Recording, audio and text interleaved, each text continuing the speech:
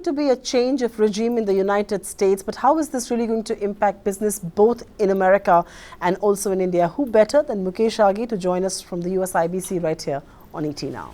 Thanks very much for being with us. You're a regular visitor to India now, and I must ask you this question, that in your latest letter that you've written to President Obama, you've said that relations between US and India are at an all-time high, given the 4 visits and the 4 trips that Prime Minister Modi has made to the US in the last 2 odd years. Where are you seeing a lot of positive traction, and is this the new engagement that we are seeing between the 2 democracies? I mean, one of the largest and one of the oldest, really. Well, I think if you look at the India-US relationship, last almost 70 years, they've never been more aligned strategically, tactically than now. If you look at geopolitically, I think India is becoming a great economic power and is aligned from that perspective in partnership with the US itself. I think economically, there's a $100 billion trade, which we're targeting to take it to $500 billion. True. And there are what I call is more and more synergy happening between the 2 countries. And then I think culturally, we are the same people, open, democracy, very vibrant, we challenge each other. So I think from all aspects, these 2 countries are aligned very well. Mr. Aghi, you will agree with me when I say that a lot of that momentum, a lot of that camaraderie has had to do with the fact that, seemingly President Obama and Prime Minister Modi do share a rapport of sorts. Do you believe that momentum can continue even after Mr. Obama does demit office? I believe so, because it is not just based on personal relationship, this partnership is because the nation's interests are aligned between the 2 countries. You look at, we had before this President Bush. He drove the civil nuclear deal. Before that was a Democratic President Clinton. That's right. And whoever comes in next, I think things will get more and more aligned.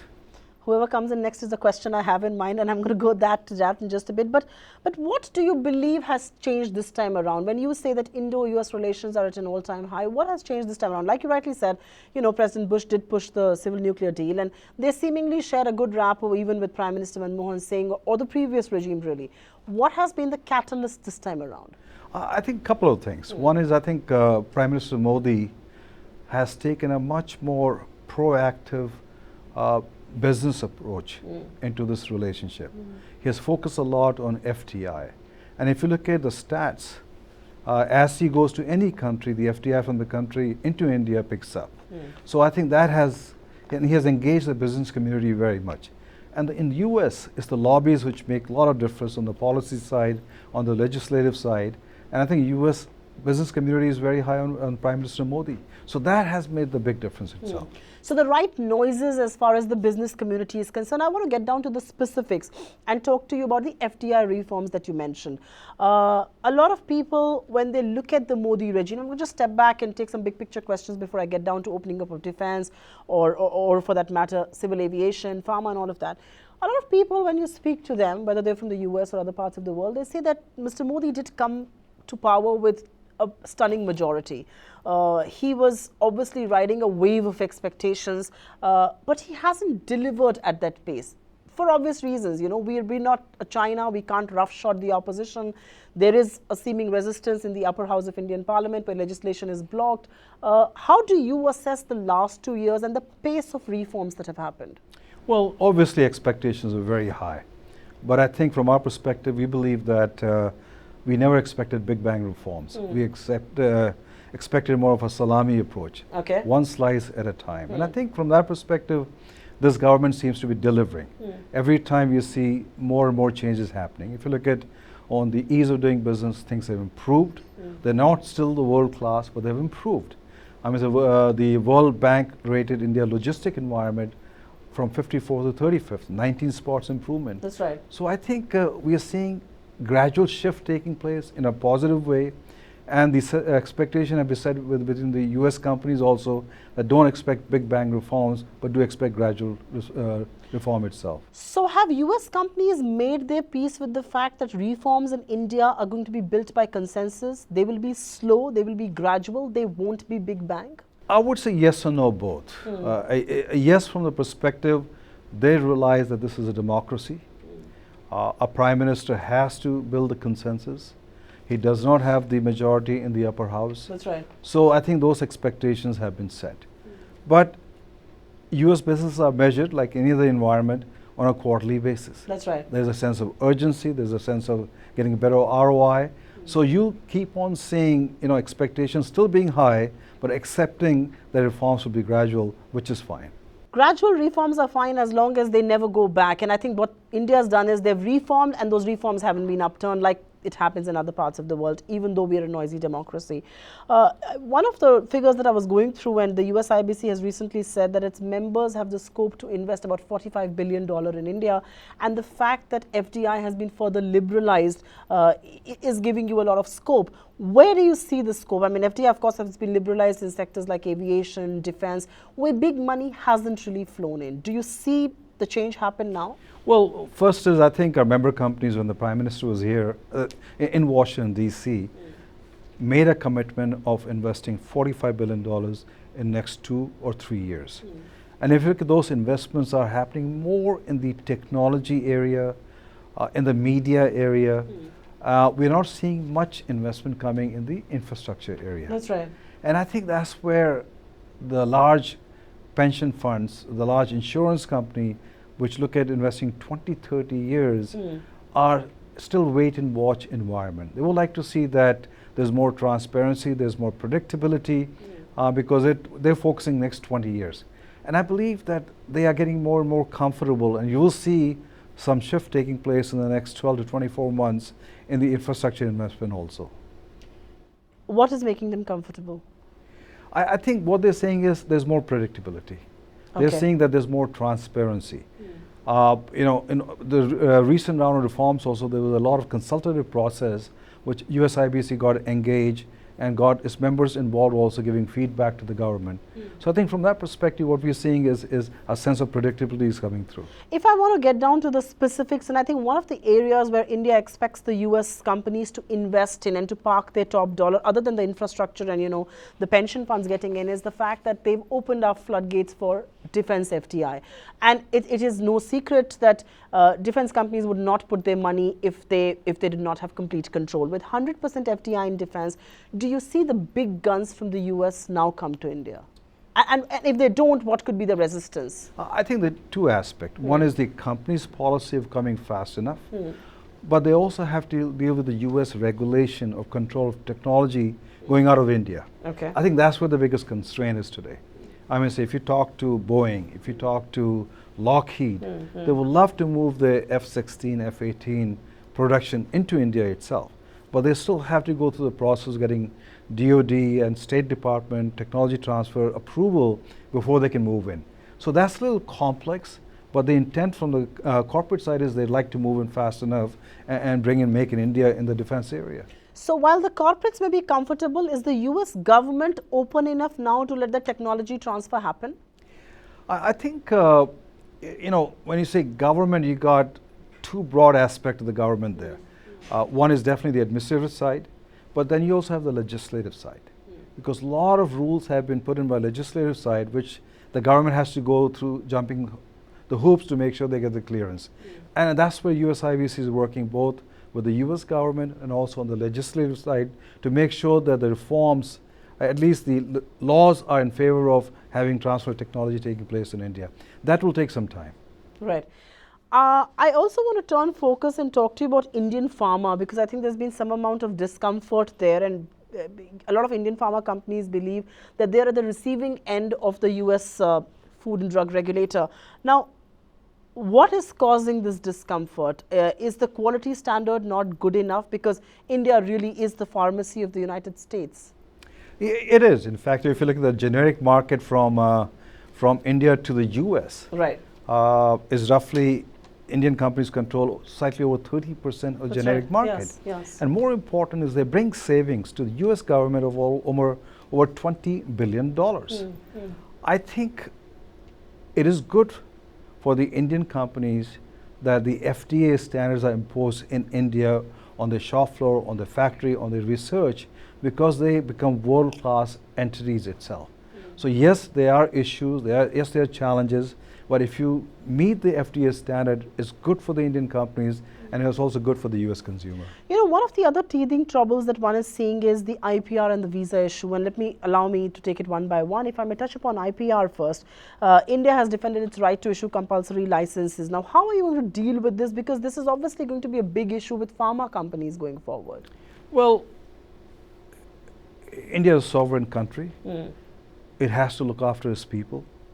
And I think it's a sovereign right for India, in case of crisis, to be able to use that compulsory license.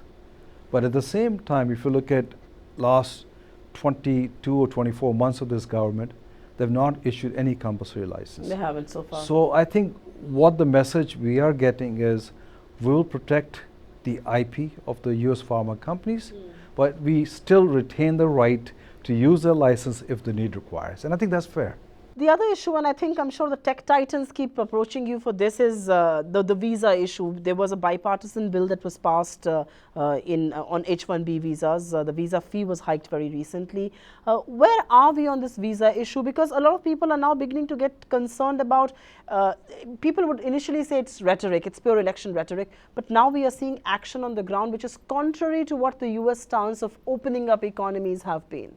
Well, our position on the H-1B visa, in fact, today I did come up with an article on that in one of the newspapers, is that the current extra fee which US government has put in on the Indian company is discriminatory. And I think we have stated that very clearly to the government itself, mainly to the legislative side. I think the problem is that the H-1B issue get caught up in the other 11 million undocumented workers in the US, and that's where the politicians are making this a political football and kicking the whole thing back and forth. I think once the elections are over, I believe you'll see the noise settle down, and they'll realize, the US government will realize that it needs the H-1B visa, employees to come in and support the US companies, because without them, the US companies will not be competitive on a global basis. I was going to ask you a follow-up question on, does this lead to rise of protectionist stance? And I will come to that in just a bit. But if there were 2 or 3 things on your wish list, yes, the government is in the reform mode, they are reforming. But if there were 2 or 3 things on your wish list as far as the government of India is concerned, what would those be? What are the boxes that you would still want them to tick? I think be more predictable. In the policy making, make sure it's much more consultative, and get both the Indian companies and the investors from the US involved in the process itself, and be more transparent in issuing policy. I think what we are seeing is on the senior level of the bureaucracy, that seems to go well. Somehow this has to percolate down to the middle and the lower level. I think that's going to take some time, and we're hopeful that it'll come through.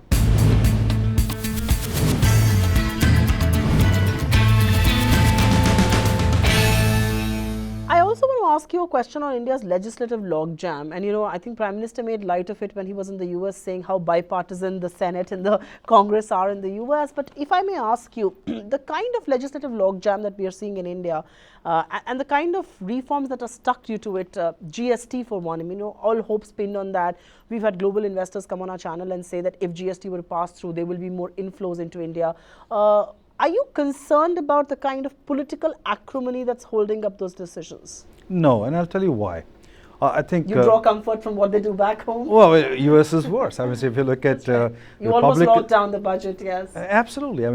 Forget that. So you have a nomination for a Supreme Court justice, and the Republican Party is refusing to entertain that issue. So I think the logjam in US is much worse than here. At least the Parliament got together, passed a lot of legislation in the last 2 years than what we've seen in the US.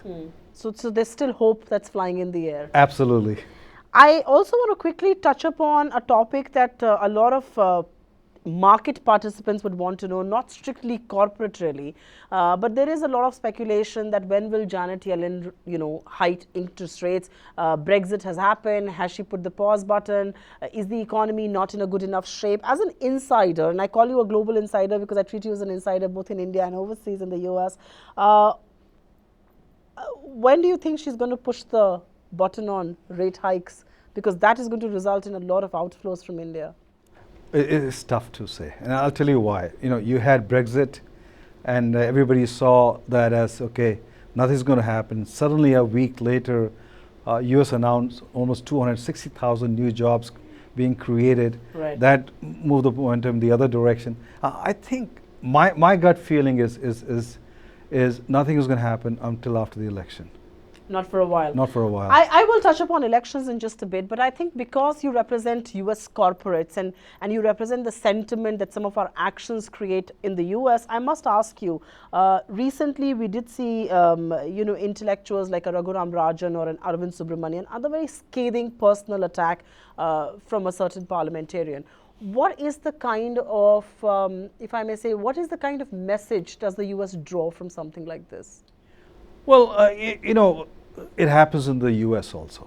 I mean, so look at what's happening between the two presidential candidates, kind of remarks they make for each other, for other candidates. I think, somebody like Governor Raghuram is a well-respected global economist, and I think that gave a lot of assurance to global investors. But, a country, a nation just does not depend on one single individual. It's an entity, and I think you have much more smarter people or same as him who will replace him, and life goes on. Life certainly goes on, but does it make advocacy of business ties difficult for people like yourselves? I mean, here you are, celebrated economists under constant attack from one single individual. Does that, and on issues of what? On issues of having a green card, but that's a requirement if you're working in the US. On issues of what? Of being level CIA agent. I mean, these are seemingly very disturbing trends, aren't they?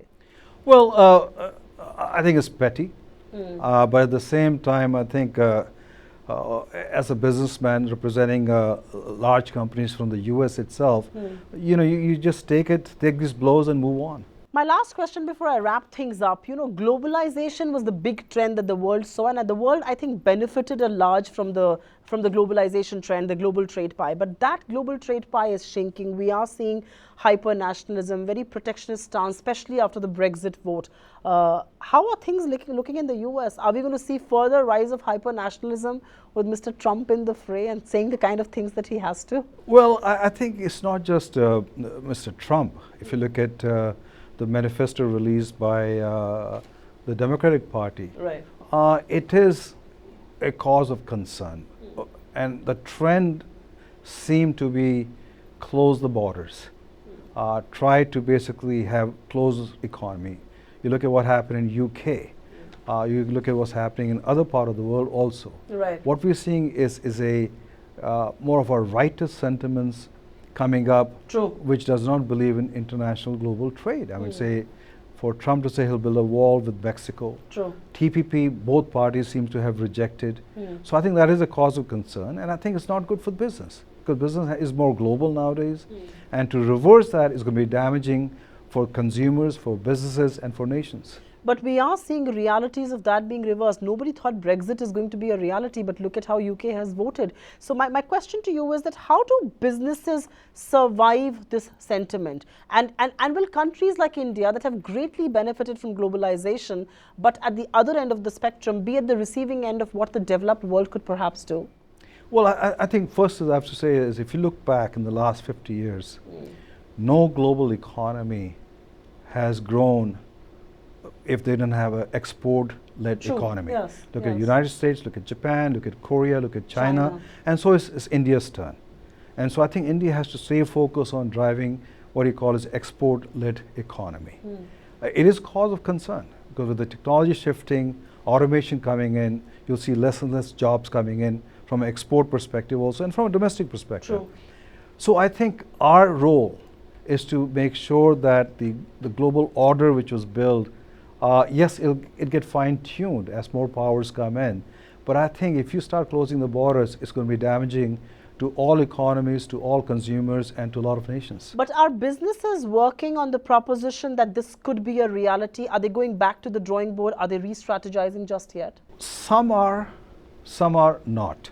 But most of them are still focused on driving Which are the ones global that growth. are doing so? I think what's interesting is if you look at the technology side, they seem to be very global. I mean, so you look at They'll go to Uber, where the best talent is. Yeah, best talent is. They don't have to worry about visas over the net. They can move in technology, people work through it. I think what we are seeing is more on the primary stuff where it's getting more border closed. On the food side, for example, people are tending to make sure that we are self-sufficient, and so they are trying to move in that direction. On the defense side, I think U.S. is still pushing global defense. It is the largest supplier of weapons. But I think I would say the shift is very minimal, but I think it's still taking place. Britons have shocked the world by deciding to exit the European Union, and many people believe better sense should have prevailed. But what about Americans? Could they do a Britain on the world? Could Donald Trump actually be heading to the Oval Office? Well, voters will surprise you. Nobody expected Donald Trump to beat other 15 Republican candidates and get him nominated. So I won't be surprised. But I think now Mr. Trump has to go after the general voters, and he has to change his stance. And he's having difficulty from that perspective. So my feeling is it's all for potential President Hillary Clinton to come in and be the next president of the country. To the first woman president in the history of United States, what is Ms. Clinton's occupation of Oval Office really going to mean for India, according to you? I think if you say what will she do first 100 days as a president, right? I think she will reach out to the Congress. She is one person, along with her husband, who have shown they can go across the line and talk to the opposition. So I think we'll see that happening. I think she will drive a very strong domestic agenda. I think for India, it is a positive news because she knows India. She has a large Indian support structure in her campaign. True. And I think she has a lot of positive feelings about India. So I think you'll see it'll be good for India from that perspective if she becomes the president. And a Democrat is always better news for India than a Republican ever will, on most occasions. Yeah, well, we had President Bush, who was a very gung-ho on India. I think President Clinton was very strong on India. President Obama has been strong. I think President Hillary Clinton will be very, very strong. So from one Clinton to the other, we do hope good times return to India, U.S. I hope so. Yeah. Thank you. Thank you.